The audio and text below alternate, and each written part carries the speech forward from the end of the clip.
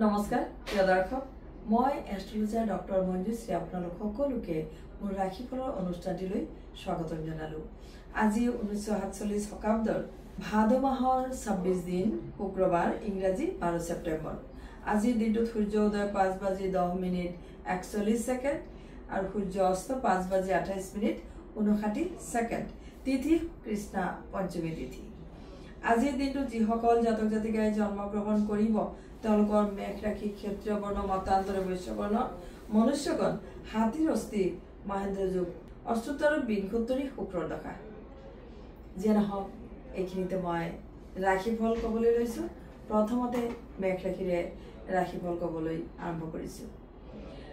মেঘ ৰাশিৰ লোকসকলৰ আজি কৰ্মব্যস্ততা দিন পাৰ হ'ব, কিন্তু অধিক অৰ্থ ব্যয়ৰ সম্ভাৱনা।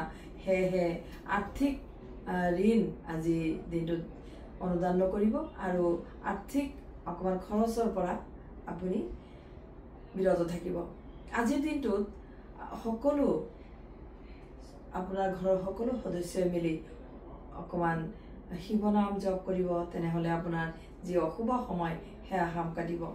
আজি শুভ ৰং হিচাপে গেৰুৱা ৰং আৰু শুভ সংখ্যা হিচাপে 3 সংখ্যা ব্যৱহাৰ কৰিব।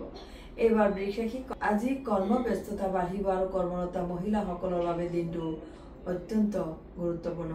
বিৰোধী পক্ষ প্ৰবল হ'ব যদিও নতুন বন্ধুৰ সান্নিধ্যই লাভৱান কৰিব। দাম্পত্য সুখত বাধা থাকিব। আজি গেৰুৱা ৰং আৰু 6 সংখ্যা ব্যৱহাৰ কৰিব। এইবাৰ মিথুন ৰাশি, কৰ্ম বুজাই মনলৈ উদ্বিগ্নতা আনিব। উচ্চ শিক্ষাৰ্থীসকলৰ বিদ্যাৰ বাধা আঁতৰ হ'ব। আজি আপুনি দূৰণিৰ ভ্ৰমণ চিন্তা ভাৱনাৰে আৰম্ভ কৰিব, কিয়নো পথ কষ্ট আৰু চুৰি আদিৰো ভয় আছে। সেয়েহে সতৰ্ক হৈ থাকিব। আজিৰ বাবে শুভ ৰং ৰঙা আৰু শুভ সংখ্যা 3 হ'ব। এইবাৰ কৰ্কট ৰাশি, মনোবল বৃদ্ধি হ'ব আৰু শাৰীৰিক স্বাস্থ্যৰ উন্নতি হ'ব। শাৰীৰিক স্বাস্থ্যৰ যত্ন ল'ব, খোৱা বোৱাত সতৰ্ক থাকিব। চুবুৰীয়া তথা প্ৰতিবেশীৰ সৈতে সুসম্পৰ্ক বজাই ৰাখিব। মাতৃৰ সৈতে শান্ত আৰু ঠাণ্ডা মগজুৰে কথা পাতিব। আজিৰ বাবে শুভ ৰং ৰঙচুৱা আৰু শুভ সংখ্যা 3 হ'ব। সিংহ ৰাশি, আজি শুভাকাংক্ষী লোকসকলৰ সুসম্পৰ্ক লাভ কৰি আপুনি উপকৃত হ'ব। কোনো অচিনাকি ব্যক্তিৰ লগত বন্ধুত্ব স্থাপনৰ সম্ভাৱনা আছে। আজি দাম্পত্য কলহৰ সম্ভাৱনা। আজিৰ বাবে কফি ৰং আৰু শুভ সংখ্যা 8 প্ৰয়োগ কৰিব। এইবাৰ কন্যা ৰাশি, কন্যা ৰাশিৰ লোকসকলৰ ভ্ৰমণৰ সৰু সুৰা ছুটি ভ্ৰমণ হ'ব পাৰে। যান বাহন চলোৱাত সতৰ্কতাৰ প্ৰয়োজন আছে। বিদ্যাৰ্থীসকলৰ বাবে শুভ দিন তথা প্ৰেম আদিতো শুভ ফল লাভ কৰিব। আজিৰ বাবে শুভ ৰং বেঙুনীয়া আৰু শুভ সংখ্যা 3 হ'ব। এইবাৰ তুলা ৰাশি, এই ৰাশিৰ জাতক জাতিকাসকলে আজি ভুল সিদ্ধান্ত ল'ব পাৰে আৰু ভুল সিদ্ধান্তৰ ফলত আৰ্থিক ব্যয় হ'ব পাৰে, আৰ্থিক ক্ষতি হ'ব পাৰে। সেয়েহে আজি সতৰ্ক হৈ থাকিব। ভ্ৰমণ স্থগিত ৰখা উচিত হ'ব। বিদ্যা আৰু প্ৰেমত মজলীয়া দিন। আজিৰ শুভ ৰং বগা, শুভ সংখ্যা 2 হ'ব। এইবাৰ বৃশ্চিক ৰাশি, এই ৰাশিৰ জাতক জাতিকাসকলৰ আজি জীৱনসংগীৰ আমনি দেখা যায়। জীৱনসংগীৰ আমনিয়ে মনত অশান্তি আৰু বিভিন্ন ৰকমৰ সমস্যাৰ সৃষ্টি কৰিব। সন্তানৰ বাবে চিন্তা বাঢ়িব। আজি চৰকাৰী চাকৰিয়ালৰ অথবা উচ্চ শিক্ষাৰ্থীসকলৰ কৰ্মত অসন্তুষ্টি দেখা যায়। আজিৰ বাবে শুভ ৰং সেউজীয়া আৰু শুভ সংখ্যা 5 প্ৰয়োগ কৰিব। এইবাৰ ধনুৰাশি, ধনুৰাশিৰ লোকসকলৰ আজি মনত বল পাব, লগতে দেহাৰোগ্য লাভ কৰিব। পাবলগীয়া ধনৰ প্ৰাপ্তি তথা মান সন্মান বৃদ্ধি হ'ব। বিদ্যাৰ্থীৰ পঢ়া শুনাত ৰুচি বাঢ়িব। ভ্ৰমণত সৰু সুৰা বাধা থাকিব। আজি মুগা বৰণ আৰু 2 সংখ্যা ব্যৱহাৰ কৰিব।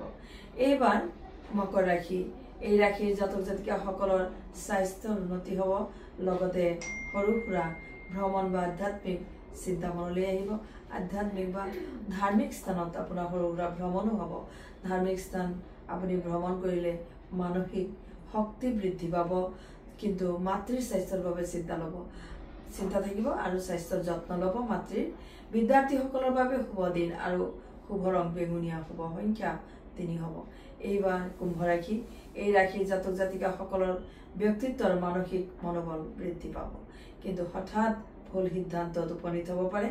যদিও মাতৃৰ সহযোগত কৰ্মত সফল হ'ব পাৰিব আজিৰ শুভ ৰং গুলপীয়া আৰু শুভ সংখ্যা 5 প্ৰয়োগ কৰিব।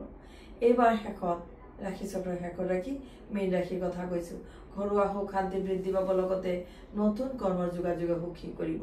খেলুৱৈ সন্তানসকল আৰু সংগীত শিল্পীসকলে যিসকল সংগীত বা বাদ্যযন্ত্ৰৰ লগত জড়িত তেওঁলোকৰো আজি ভাল দিন। আজি সৰু সুৰা ভ্ৰমণ হ'ব পাৰে দিনটোৰ শেষৰ ভাগত। আজিৰ বাবে শুভ ৰং হালধীয়া আৰু শুভ সংখ্যা 3 হ'ব।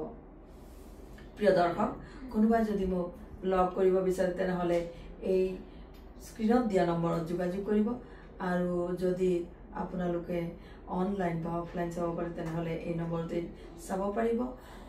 শেষত সকলোৰে কুশল মংগল কামনা কৰি বিদায় ল'লোঁ। ধন্যবাদ।